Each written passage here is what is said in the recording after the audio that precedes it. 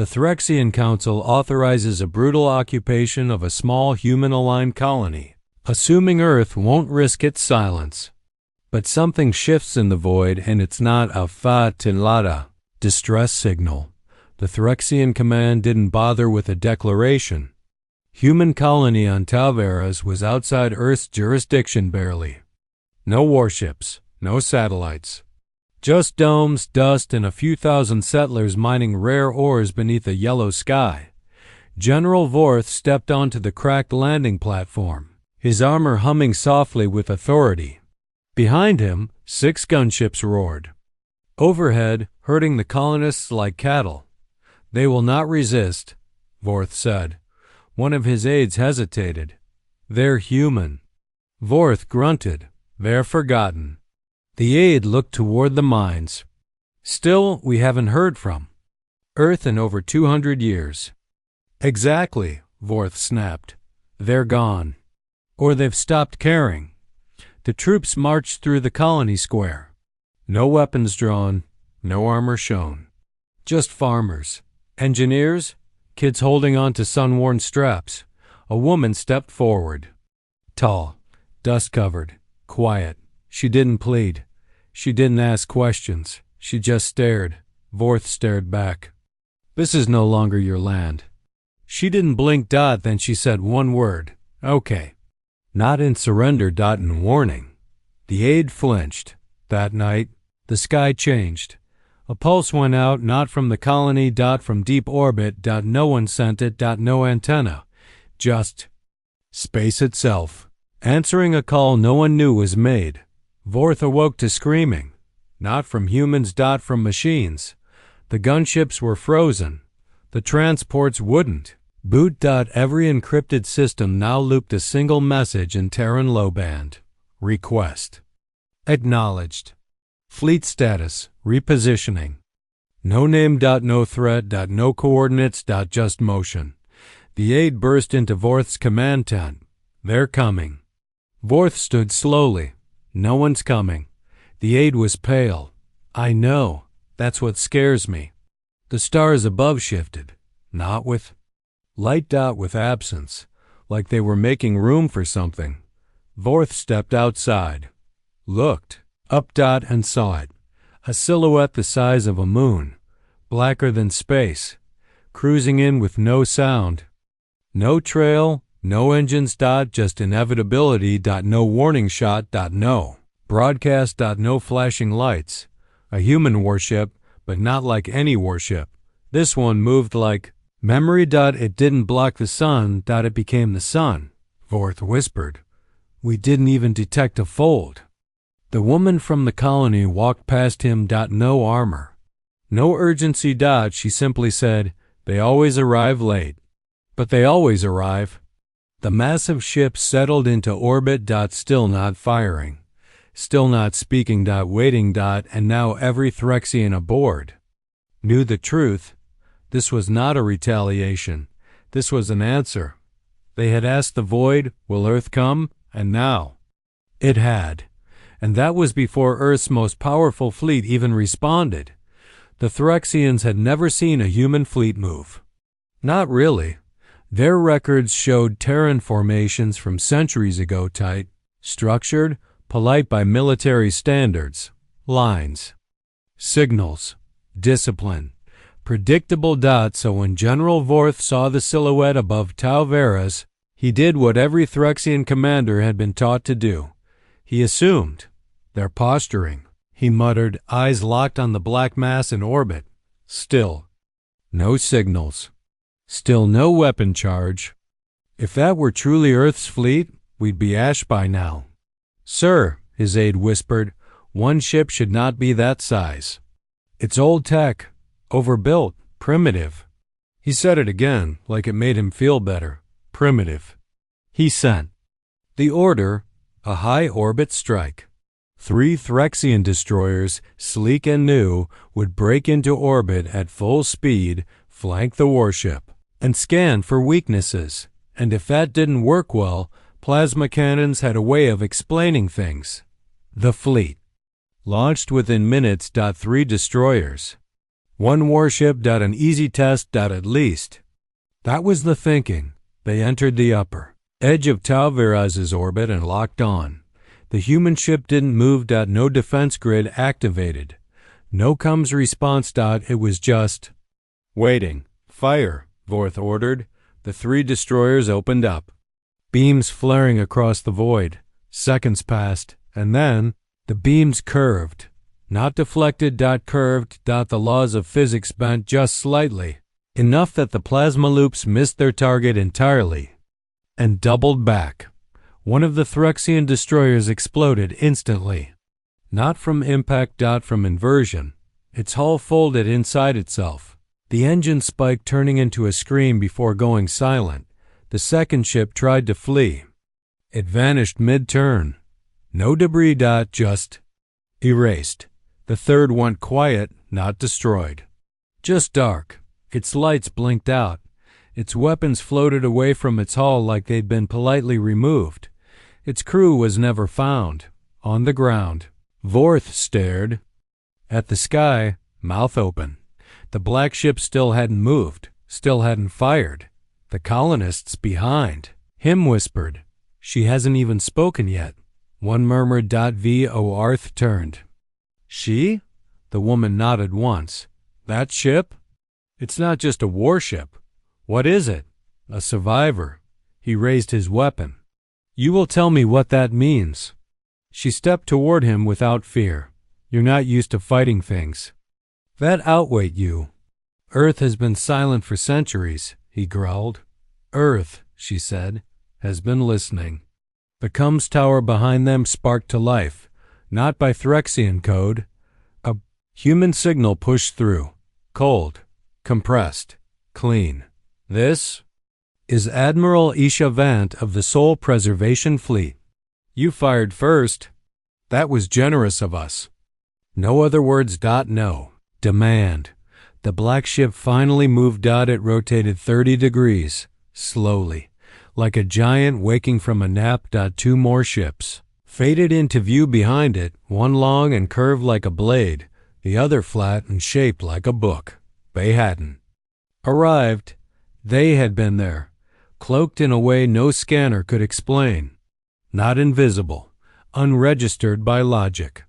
The humans had been watching from 3 angles the whole time. The aide trembled. "This is an execution." "No," the woman whispered. "This is patience ending." The sky lit again, not from weapons. From numbers. Dozens of new pings. Human. Fleet signatures, old and new, dropping from folded space like memories. Returning home. Each bore a name. The echo that waited. The blade of silence. Retribution clause. Last one sent a message of its own. We weren't gone. We were uninvited. Vorth fell to his knees. The sky was now full of ships. Hundreds. Not sleek. Not beautiful. Ugly, brutal, purpose. Built. Built to outlast. He turned to the woman. "What do you want?" She didn't answer.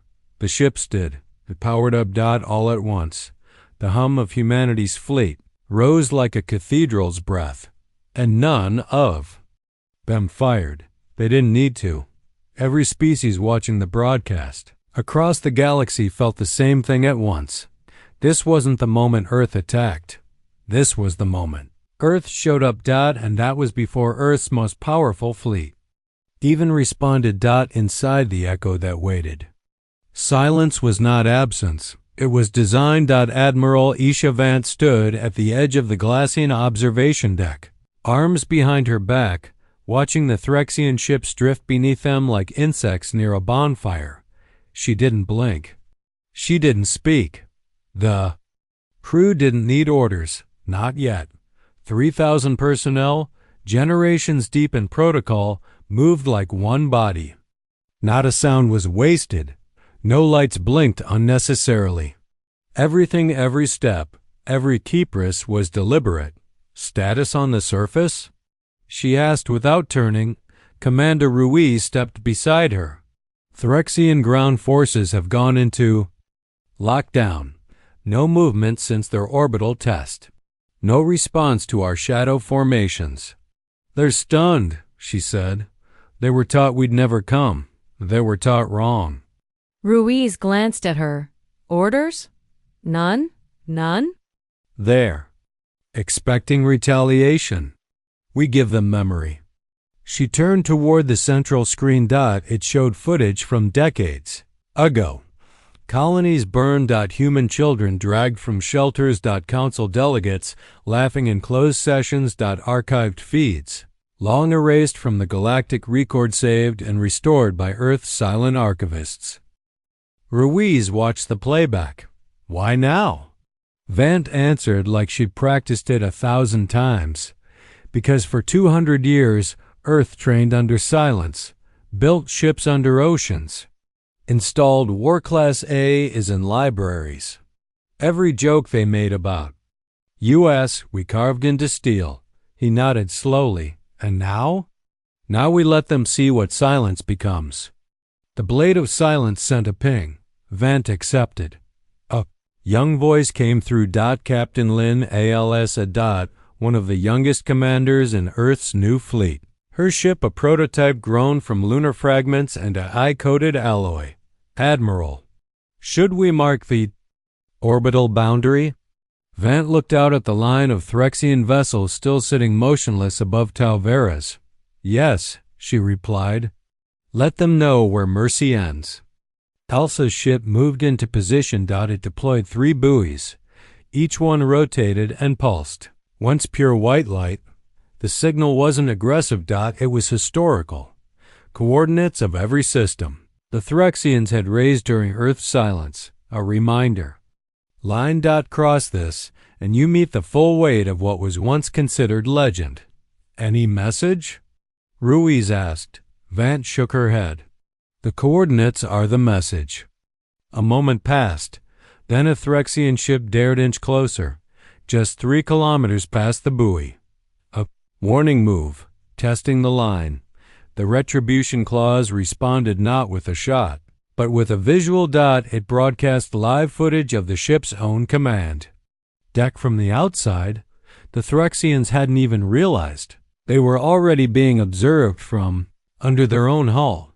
The image stayed up for 3 seconds, then cut. No words. Just surveillance perfection. The Threxian ship stopped, then drifted backward. Ruiz exhaled. They won't test it again. They don't need to. One of the ship's internal lights flickered. Incoming message from Earth. High Command. Only 3 words. Hold. Do not fire.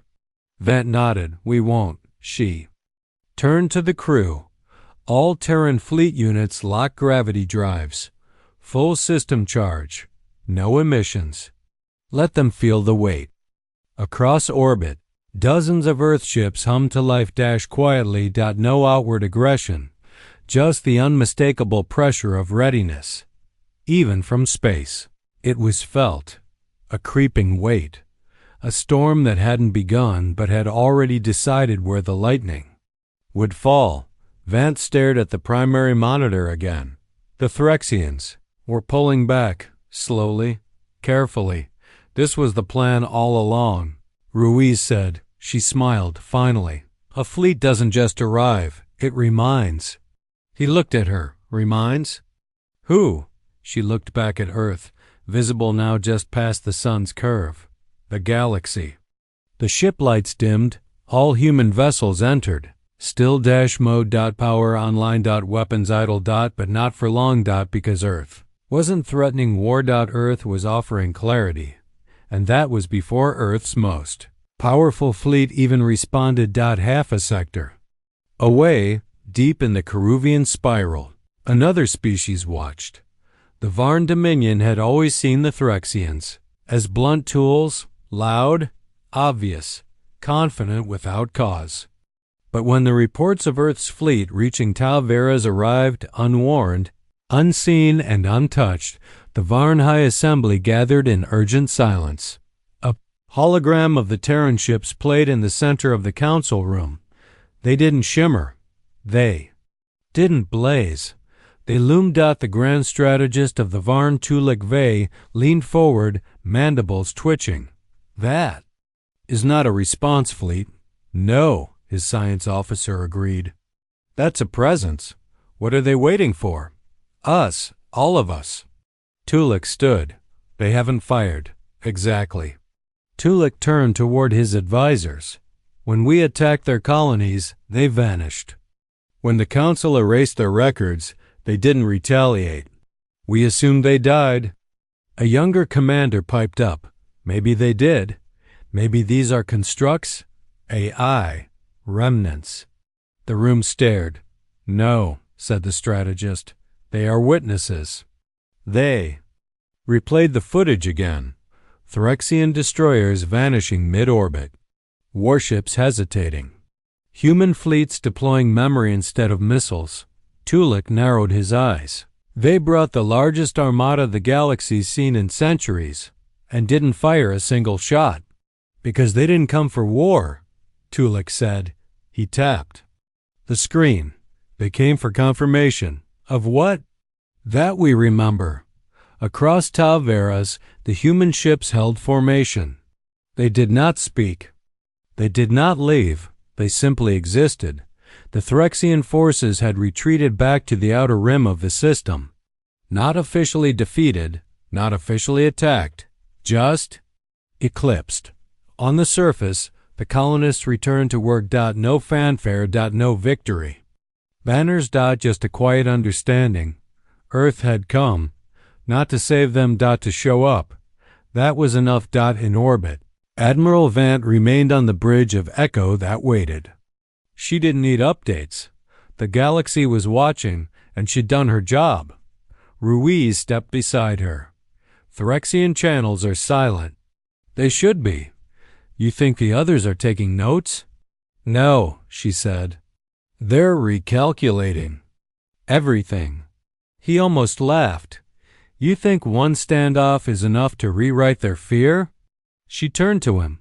This wasn't a standoff. He waited. This was Earth speaking again.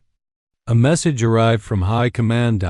It was addressed to every fleet commander across Terran space. One sentence. We've been quiet long enough. Vant read it once, then nodded. All ships, she said calmly, prepare for jump. Ruiz blinked. We're leaving? We made our point. This was never about conquest. The bridge lights dimmed as the full drive spun to life. Ship after ship turned from Talveras, not in retreat, but in absolute control. Ruiz exhaled slowly. They'll never see the planet the same again. They're not supposed to. He turned. So where now? She smiled. Now? We remind them we were everywhere. And just like that, the fleet folded. One by one. Into silence. No drama. No. Flare. Just gone. Back into deep space. Where they'd always been. Where they'd waited. And now? The galaxy knew. Humanity didn't need to announce its return. It just had to arrive. And it had. Final message pulsed quietly through the abandoned Phyrexian comms. System.simple.uncoded. We didn't come to save one world. We came to make. Sure, you remembered. And that was before Earth's most powerful fleet even responded.